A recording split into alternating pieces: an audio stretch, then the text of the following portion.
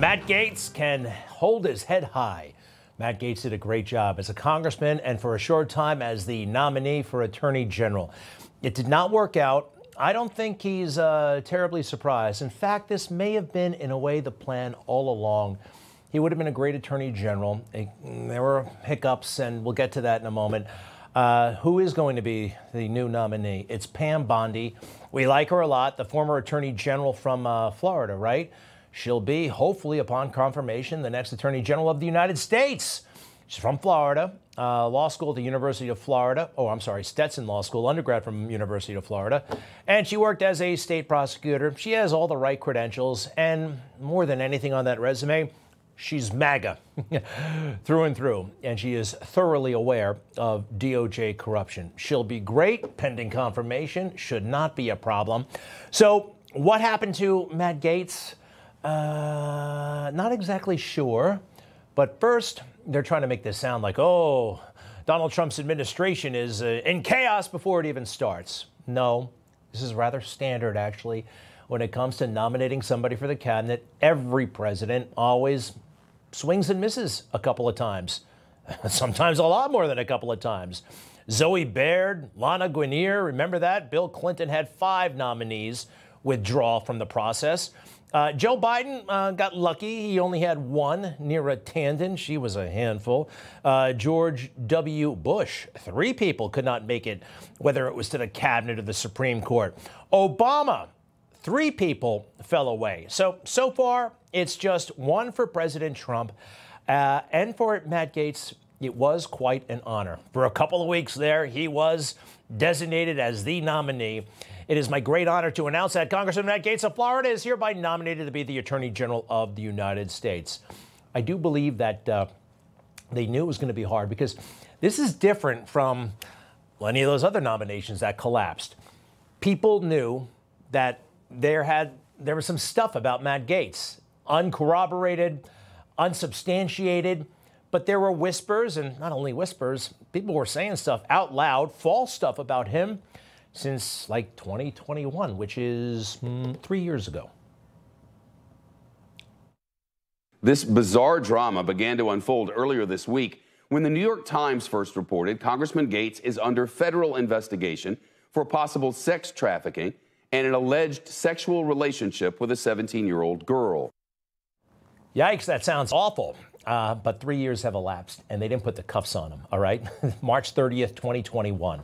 That means they could not prove it. That means, in my book, it's not true. Look, they arrested Donald Trump for stuff that wasn't true. Don't you think they could have arrested Matt Gaetz if this had any whiff, anything close to having occurred? Why did he go down? People are jealous of Matt Gaetz. I really do believe that.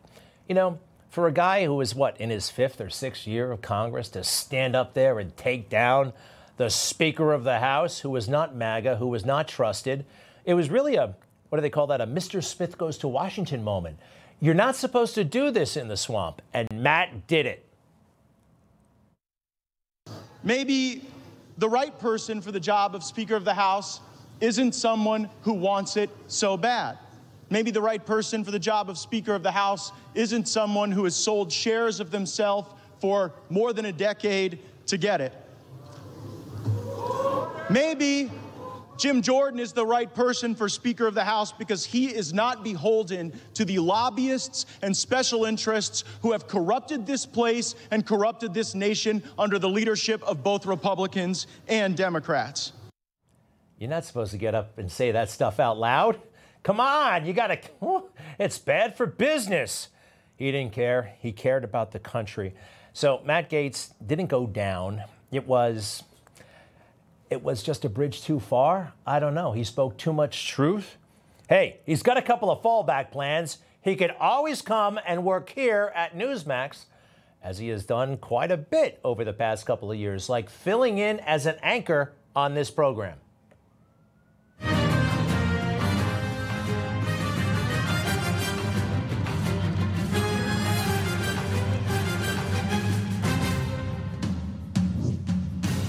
You're on the right channel. If you're confused, your eyes are not failing you, and Greg Kelly did not suddenly get better hair. I'm Matt Gaetz. Thanks for joining us on Greg Kelly Reports. Greg has the night off and I have the biggest stories driving Washington, D.C. right now. My hair's not that bad. I don't know. I can say a lot of things about Matt Gaetz's hair. Look, he's a great guy with a big future, actually, in politics as well. There's a real possibility that in a couple of weeks, he could be the next United States Senator from Florida. Yeah, with Marco Rubio going to the State Department, there's a vacancy. I don't know how close he is to Governor DeSantis, but that is conceivable. Also, he's been talking about running for governor of Florida for a number of years. And maybe he just wants to go into the private sector, maybe raise a family. He's a newlywed, pretty much. And a couple of other things he did while he was in Congress that really impressed me. He's one of the few, quite frankly, sticking up for the January 6ers in a big way. In just every aspect about this case, he's been all over it. How about these guys treated like, I mean, my gosh, it's like Guantanamo Bay, that prison in D.C. The conditions there are awful. And he hasn't forgotten them. Marjorie Taylor Greene, a handful of others, and he goes to the jail and he lets the Federal Bureau of Prisons know we haven't forgotten about these guys. We have our masks on. Everyone here has their masks on. We're just going to go inside and currently, as Marjorie Taylor Greene said, The door's locked, and again, we're just here to ask questions, and now they've locked the door and have not given us access. This was apparently a bait and switch. We are here just to speak to a supervisor. And when the supervisor Look at this. They won't let two sitting members of Congress, and another one shows up, into the prison where January 6ers are being held in Washington, D.C. By the way, you can just tell it's an unprofessional facility. The door, the condition of the door, the whole situation down there. So I really appreciate Matt Gaetz and Marjorie Taylor Greene and others, too few, sticking up and not forgetting about the January 6ers. Who could come next? Well, we already know, but here are some other people I hope might get a senior position at the Justice Department or maybe the FBI. Jeffrey Clark, a great lawyer who was a senior DOJ official under President Trump. He was willing to pursue valid concerns about election fairness, and he was so penalized for it. The cops showed up, searched his house, and made him stand in his driveway in his underwear. You remember that? I'd love to see that guy with a top job at the Department of Justice or maybe even the FBI. How about Kash Patel? This guy's a total hero. He would be perfect at the top of the FBI. But right now for DOJ, Pam Bondi is the pick, and we're hoping everything goes well for her. All right, next, please. This is Jasmine Crocket. She's vying to be the silliest member of Congress since AOC. She says crazy, racist stuff all the time, and it's a little trick. She tries to intimidate people with it. It often works. I wish she'd tried it around me sometime. It's not going to work, but when people start talking like this, it has a way of kind of shutting people up. It's an act of, it's a low-grade aggression, microaggression. Maybe it's a macroaggression. That's just aggression. Watch. You can then misuse words like oppression. There has been no oppression for the white man in this country. You tell me which white men were dragged out of their homes. You tell me which one of them got dragged all the way across an ocean and told that you are going to go and work. We are going to steal your wives. All right, there have been a lot of global calamities, okay? A lot of things have gone wrong in the world. The Holocaust, anybody? Exodus, in the Bible?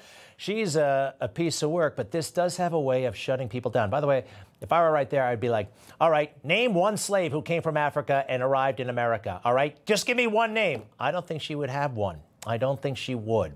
What else did she say that was condescending and offensive? We are going to rape your wives. That didn't happen. That is oppression. We didn't ask to be here. We're not the same migrants that y'all constantly come up against. We didn't run away from home. We were stolen. So yeah, we are going to sit here and be offended when you want to sit here and act like, and don't let it escape you that it is white men on this side of the aisle telling us, people of color on this side of the aisle, that y'all are the ones being oppressed. Y'all, Look, it's so preposterous when any one individual say that they speak for a group that is not a political organization, that somehow people are bonded over skin color.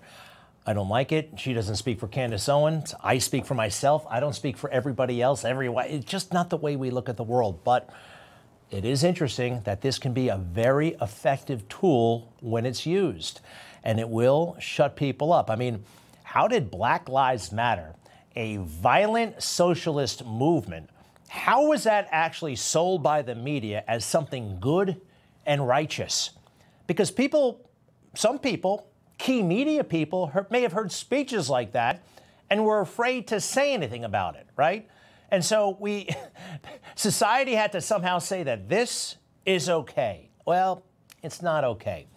And neither is this. Violence against anybody, no matter what you look like. White, Asian, black children, any weekend in Chicago. Any weekend in Chicago, it's mayhem. It is absolute mayhem. It's fascinating. The shootings that take place, what makes the news, what doesn't make the news, who's responsible, who's not responsible. Take a mass shooting. You may have heard of one that happened in Georgia at a high school. Horrible. 14-year-old Colt Gray allegedly killed 4, injured 7. Just the worst thing, right? The worst thing. The father was arrested. Father wasn't there. That kid illegally obtained the guns, but they charged the father with murder. This is becoming a thing now, right? The families are somehow responsible. You may have heard of the Crumbleys, right? In Michigan, Ethan Crumbley, 17 years old, 4 killed, 7 injured. And they put the cuffs on the parents. The parents, they were somehow responsible. And you can make that case. I know you can make that case. But for years now, we've been talking about how black lives should matter, but black lives really don't matter. Black lives only seem to matter when they're taken by a white cop. Otherwise, nobody cares.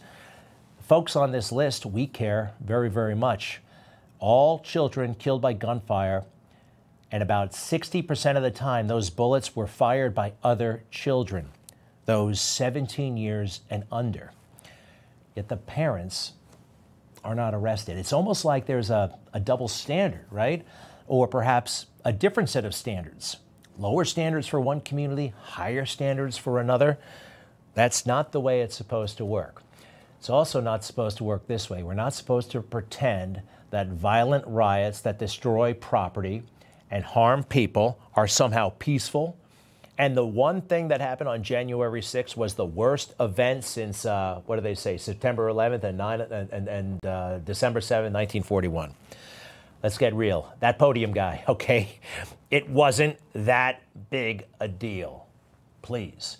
Pam Bondi, you got a lot of work to do. We'll be right back.